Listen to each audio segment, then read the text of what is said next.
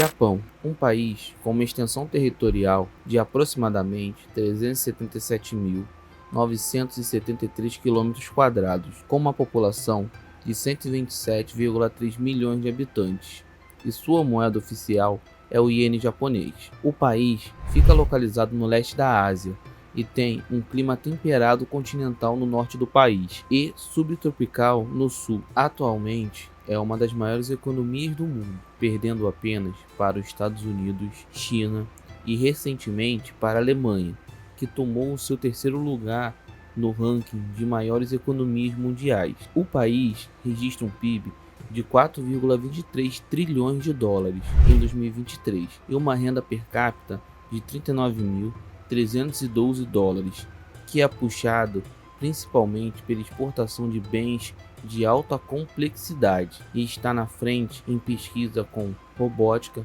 nanotecnologia, eletrônica e informática. O Japão experimentou um forte crescimento econômico logo após o término da Segunda Guerra Mundial, tornando-se uma potência econômica bem significativa, mesmo carecendo de matéria-prima e sendo extremamente dependente de exportações. Porém, a transformação dos produtos pelo suporte tecnológico garantiu ao Japão destacado crescimento econômico. A economia japonesa é bem diversificada e empresas gigantes e famosas têm uma expressiva influência para a nação. Empresas como Toyota, Sony, Honda, Panasonic, Nintendo e outras que são líderes globais em seus respectivos setores. Mas como o Japão chegou tão longe em termos econômicos? O que podemos aprender com o país e o que esperar para o futuro da nação? É isso que vamos entender neste vídeo. Mas antes,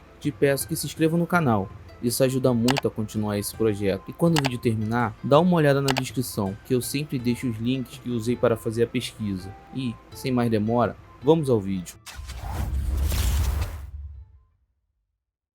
Devastado pela Segunda Guerra Mundial e o único país a sofrer com ataques nucleares, o Japão se rendeu aos Estados Unidos em 14 de agosto de 1945 e a rendição foi oficializada no dia 2 de setembro do mesmo ano, no navio americano USS Missouri. Esse foi um momento de transição que durou até a assinatura do Acordo de Paz de São Francisco, que ocorreu em 1951, e a partir de 1952 o Japão se tornou um país independente novamente e as tropas americanas deixaram o país. Mas foi aí que começou os verdadeiros desafios para reconstruir o país devastado. O Japão passou a trabalhar intensamente para se reerguer e contou com financiamento norte-americano para isso. Mas não foi só a ajuda americana que levantou a nação. A indústria japonesa foi uma das principais responsáveis pelo fornecimento de material bélico para os Estados Unidos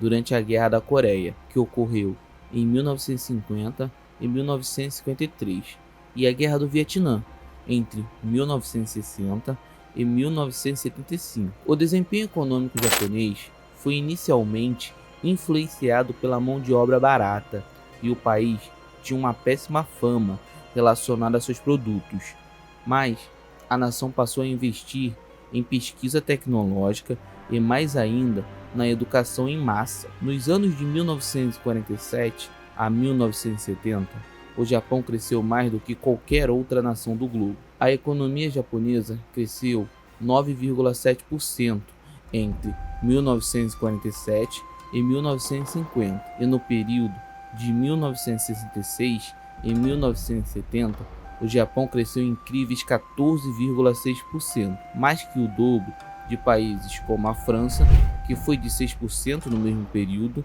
e acima de países como os Estados Unidos e a Alemanha, com 3,1% e 5,2%, respectivamente. O Japão importa matéria-prima e exporta tecnologia, e o crescimento acelerado só foi freado pela crise econômica dos anos 90, uma das piores crises da história, que foi em decorrência da bolha imobiliária japonesa, mas isso é tema para um outro vídeo. Em menos de 20 anos, o Japão reverteu a má fama que tinha em seus produtos, e o comércio com outros países melhorou intensamente. Na sua recuperação, os japoneses concentraram em seu sistema educacional duas frentes. O primeiro foi de transformar a educação básica e alfabetizar as crianças e adolescentes, dando-lhes ferramentas como a escrita, leitura, linguagem, matemática, civismo, moral, valorização do trabalho e espírito coletivo, coisas que infelizmente ainda faltam em nosso país em certa medida, mas não podemos perder as esperanças. O nosso Brasil tem muito potencial em um plano bem executado na educação básica, com foco no longo prazo, resolveria muitos de nossos problemas. A segunda frente foi priorizar a formação profissional tecnológica. O Japão optou por desenvolver as profissões técnicas requeridas pelo sistema produtivo e investiu fortemente em cursos profissionalizantes e tecnológicos compatíveis com a estrutura industrial que se expandia no país. Mais um aprendizado para o Brasil. Carecemos muito de material humano bem capacitado. Os profissionais não têm boa formação, por consequência da sua má educação de base, o que traz uma formação profissional de baixa qualidade e dificulta o desenvolvimento da nossa indústria. Na educação superior, o Japão decidiu investir em áreas de engenharia, tecnologia e ciências exatas, seguidas de cursos na área da saúde, embora os demais cursos sejam importantes e necessários, como os de ciências humanas e sociais. Os investimentos nesses cursos vieram mais tarde. O Brasil fez o movimento contrário, e mesmo reconhecendo a necessidade das ciências sociais, há de se questionar a prioridade educacional no Brasil, que contribuiu para o seu baixo crescimento. O Japão passou por momentos difíceis e deu a volta por cima, surpreendendo o mundo. Sua cultura, com visão de futuro e disciplina da nação, ajudaram a levar o país para a frente. Mas o país da tecnologia e dos animes tem um grande desafio para superar. A população japonesa está diminuindo cada vez mais desde o seu boom econômico na década de 1980, com uma taxa de fertilidade de 1,3, muito abaixo da necessária de 2,1 para manter uma população estável na ausência de imigrantes.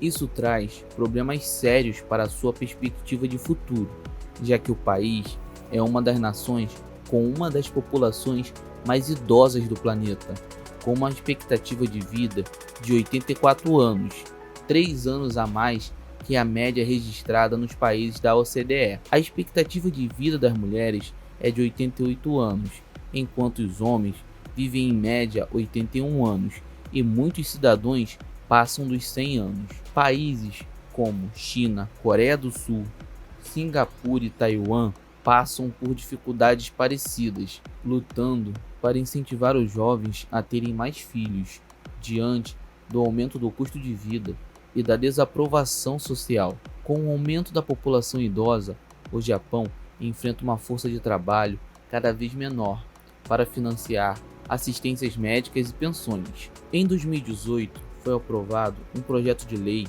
pelos legisladores japoneses para que uma nova categoria de visto fosse criada para permitir que trabalhadores estrangeiros assumissem cargos mais qualificados, porém de baixa remuneração. E em 2021, o governo estava cogitando permitir que estrangeiros ficassem no país indefinidamente, dependendo da sua ocupação.